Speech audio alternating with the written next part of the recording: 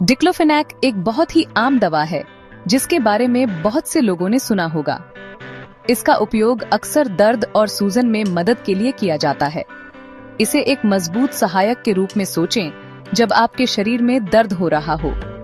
यह मेडिसिनों के एक समूह से संबंधित है जिसे non steroidal anti inflammatory drugs या संक्षेप में NSAIDs कहा जाता है। यह सिर्फ यह कहने का एक फैंसी तरीका है कि यह स्टेरॉयड हुए बिना सूजन से लड़ता है। आप इसे विभिन्न रूपों में पा सकते हैं, जैसे कि टैबलेट जिन्हें आप निगलते हैं, जेल जिन्हें आप अपनी त्वचा पर रगड़ते हैं, या यहाँ तक कि इंजेक्शन भी।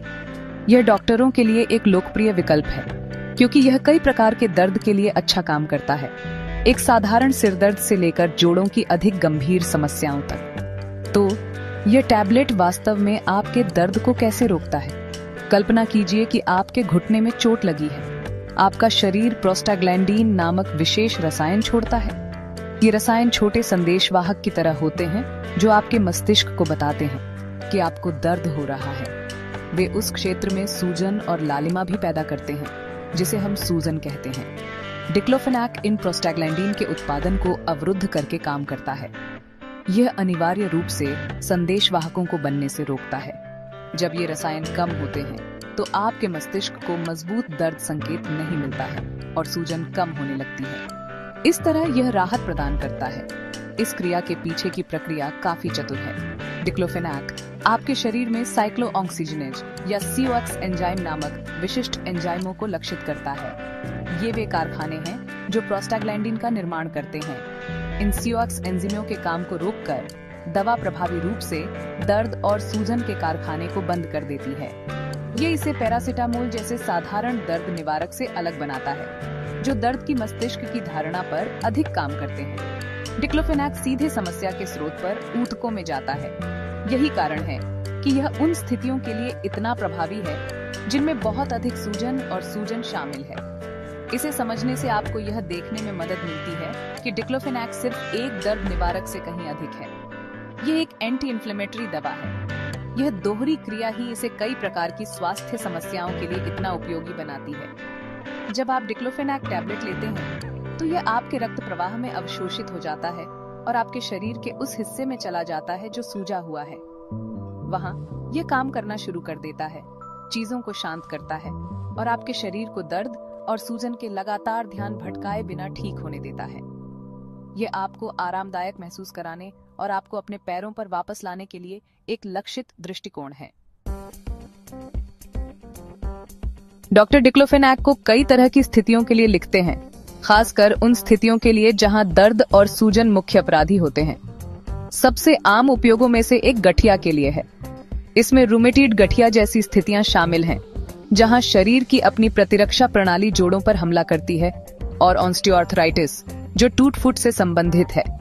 गठिया के दैनिक दर्द और जकड़न के साथ रहने वाले लोगों के लिए डिक्लोफेनाक महत्वपूर्ण राहत ला सकता है।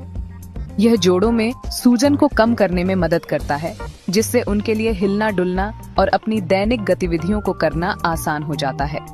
यह इन स्थितियों से जुड़े दीर्घकालिक असुविधा को प्रबंधित करने में मदद करता है। एक और प्रमुख क्षेत्र जहां डिक्लोफेनाक सहायक है वह मांसपेशियों और हड्डियों की चोटों के लिए है। यदि आपके टखने में मोच आ गई है, जिम में मांसपेशी खींच ली है या पीठ दर्द से पीड़ित हैं, तो आपका डॉक्टर इसका सुझाव दे सकता है। इन चोटों में अक्सर बहुत अधिक सूजन शामिल होती है, जिससे दर्द और कार्यक्षमता का नुकसान दोनों होते हैं। उस सूजन को कम करके डिक्लोफेनाक न केवल दर्द को कम करता है, बल्कि आपकी रिकवरी प्रक्रिया को भी तेज कर सकता है। इसका उपयोग आमतौर पर छोटी सर्जरी के बाद भी किया जाता है, खासकर डेंटल सर्जरी के बाद पोस्ट ऑपरेटिव दर्द और सूजन को प्रबंधित करने के लिए, जो आपके शरीर के ठीक होने के साथ होने की उम्मीद है। डिक्लोफेनाक मासिक धर्म के दर्द के लिए भी एक पसंदीदा दवा है, जिसे अक्सर पीरियड दर्द या डिस्मेनोरिया कहा जाता है। मासिक धर्म चक्र के दौरान शरीर गर्भाशय की परत में उन प्रोस्टाग्लैंडिन की उच्च मात्रा का उत्पादन करता है जिनके बारे में हमने पहले बात की थी। इससे गर्भाशय की मांसपेशियां मजबूती से सिकुड़ती हैं, जिससे ऐंठन और दर्द होता है। क्योंकि डिक्लोफेनाक प्रोस्टाग्लैंडिन उत्पादन को अवरुद्ध करने में बहुत अच्छा है, यह इन ऐंठन को कम करने में बहुत प्रभावी हो सकता है। कई महिलाएं पाती हैं कि यह महीने के बहुत असहज समय के दौरान बहुत आवश्यक राहत प्रदान करता है, जिससे वे अपनी सामान्य दिनचर्या जारी रख पाती हैं। अंत में इसका उपयोग गाउट और माइग्रेन, सिर दर्द जैसी अन्य पेननाक स्थितियों के लिए भी किया जाता है। गाउट एक प्रकार का गठिया है जो जोड़ों में तेज क्रिस्टल बनने के कारण होता है, जिससे दर्द और सूजन के अचानक और गंभीर हमले होते हैं। डिक्लोफेनाक इस तीव्र सूजन को जल्दी से शांत कर सकता है। कुछ प्रकार के माइग्रेन के लिए दर्द मस्तिष्क में रक्त वाहिकाओं की सूजन से जुड़ा होता है। इन मामलों में डिक्लोफेनाक सिर दर्द को प्रबंधित करने में मदद कर सकता है। याद रखने वाली मुख्य बात यह है कि इसका उपयोग हमेशा एक विशिष्ट कारण के लिए किया जाना चाहिए, जैसा कि एक स्वास्थ्य पेशेवर द्वारा सलाह दी जाती है, दर्द पैदा करने वाली अंतर्निहित सूजन का इलाज करने के लिए। जबकि डिक्लोफेनाक बहुत प्रभावी है, यह जानना महत्वपूर्ण है कि इसके साइड इफेक्ट्स भी हो सकते हैं, ठीक किसी भी दवा की तरह। सबसे आम साइड इफेक्ट्स आमतौर पर हल्के होते हैं और आपके पेट से संबंधित होते हैं। आपको अपच, सीने में जलन, पेट दर्द या बीमार महसूस करना जैसी चीजें अनुभव हो सकती हैं। कुछ लोगों को दस्त या कब्ज भी हो सकता है। ऐसा इसलिए होता है क्योंकि वही प्रोस्टाग्लैंडिन जो दर्द का कारण बनते हैं, आपके पेट की परत को एसिड से बचाने का भी एक बहुत ही महत्वपूर्ण काम करते हैं। जब डिक्लोफेनाक इन प्रोस्टाग्लैंडिन को कम करता है, तो यह आपके पेट की परत को थोड़ा अधिक कमजोर छोड़ सकता है, जिससे जलन हो सकती है। इन पेट की समस्याओं को रोकने में मदद करने के लिए डिक्लोफेनाक को भोजन के साथ या तुरंत बाद लेना हमेशा एक अच्छा विचार है। आपके पेट में भोजन होने से एक बफर मिलता है और सीधी जलन कम हो सकती है। आपका डॉक्टर डिक्लोफेनाक के साथ लेने के लिए एक और दवा, जैसे कि प्रोटॉन पंप अवरोधक, उदाहरण के लिए ओमेप्राजोल भी लिख सकता है। यह दूसरी दवा आपके पेट द्वारा उत्पादित एसिड की मात्रा को कम करके काम करती है, जिससे आपके पेट की परत को अतिरिक्त सुरक्षा मिलती है। यदि आप इनमें से कोई भी हल्का साइड इफेक्ट देखते हैं और वे आपको परेशान कर रहे हैं, तो हमेशा अपने डॉक्टर या फार्मासिस्ट से बात करना सबसे अच्छा होता है।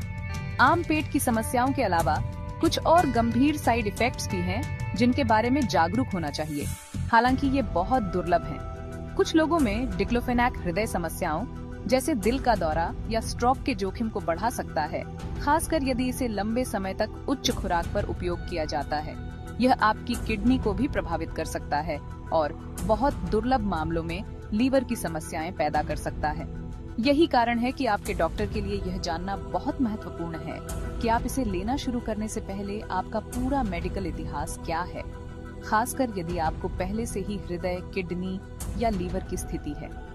यदि आपको गंभीर लक्षण अनुभव हों, तो आपको डिक्लोफेनाक लेना बंद कर देना चाहिए और तत्काल चिकित्सा सहायता लेनी चाहिए। इनमें गंभीर सीने में दर्द, सांस लेने में तकलीफ या आपके शरीर के एक तरफ कमजोरी शामिल है।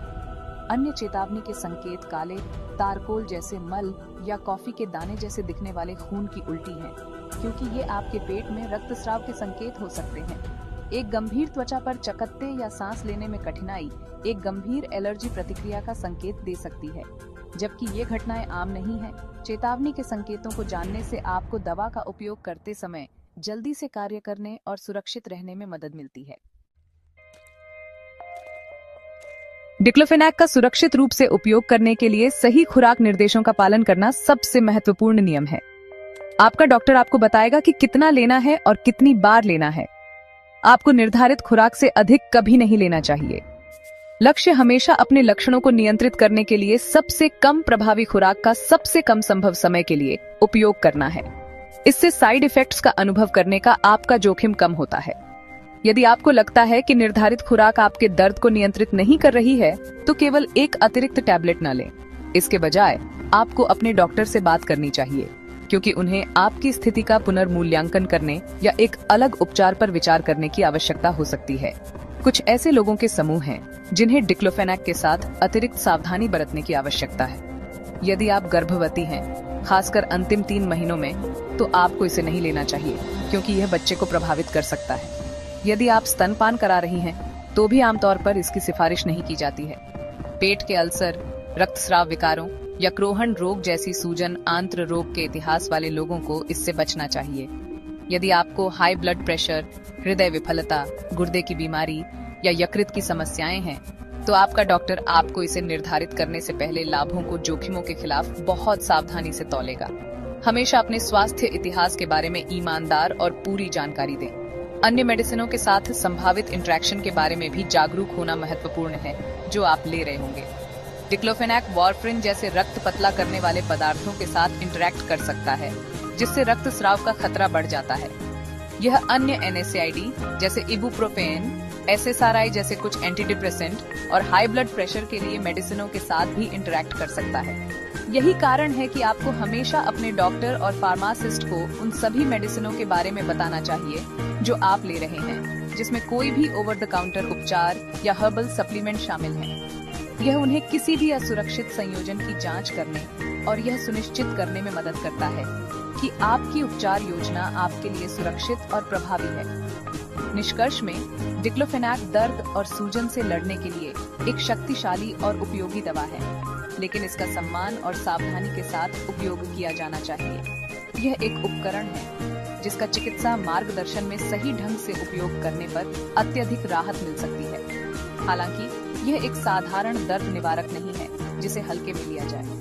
हमेशा अपने डॉक्टर की सलाह का पालन करें, इसे सबसे कम समय के लिए लें और संभावित जोखिमों और किसे इससे बचना चाहिए इसके बारे में जागरूक रहें। एक सूचित और जिम्मेदार रोगी बनकर आप अपनी स्थिति को सुरक्षित और प्रभावी ढंग से प्रबंधित करने के लिए डिक्लोफेनाक का उपयोग कर सकते हैं, जिससे आपके जीवन की गुणवत्ता में सुधार होगा।